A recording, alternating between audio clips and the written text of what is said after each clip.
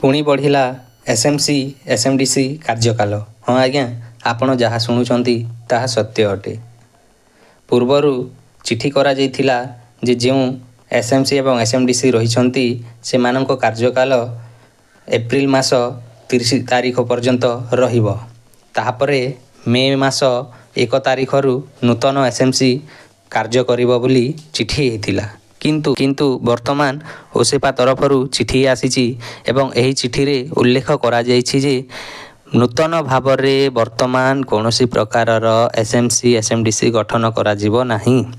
समस्त डीपीसी माननकु एही चिठी रे निर्देश दिया जाई अछि जे से माने चाहिले नूतन एसएमसी गठन न करी मध्य पुराना एसएमसी को जुलाई मास 31 पर्यंत एक्सटेंड करि पारिबे।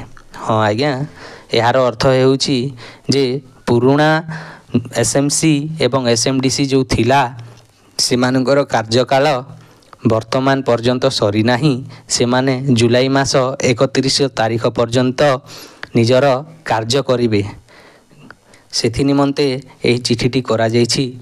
चिठीटीर नंबर हेउछि 5065 एवं तारीख हेउछि 29/4/2025। एही चिठीटी समस्त डीओ डीपीसी एवं बीओ माननकु हेइछि। एही चिठीटी देखिला परे आपण माने मध्य निश्चित हो जातु जे पुराना एसएमसी एसएमडीसी ही जुलाई मास 31 तारीख पर्यंत कार्य करिवो, जहा फल रे समस्त फाइनेंशियल ट्रांजैक्शन गुड़िक ठीक भाव रे हेइ पारिवो। एही भली अनेक वीडियो देखिबा पई वीडियोटी को लाइक एवं सब्सक्राइब करि देबे। धन्यवाद।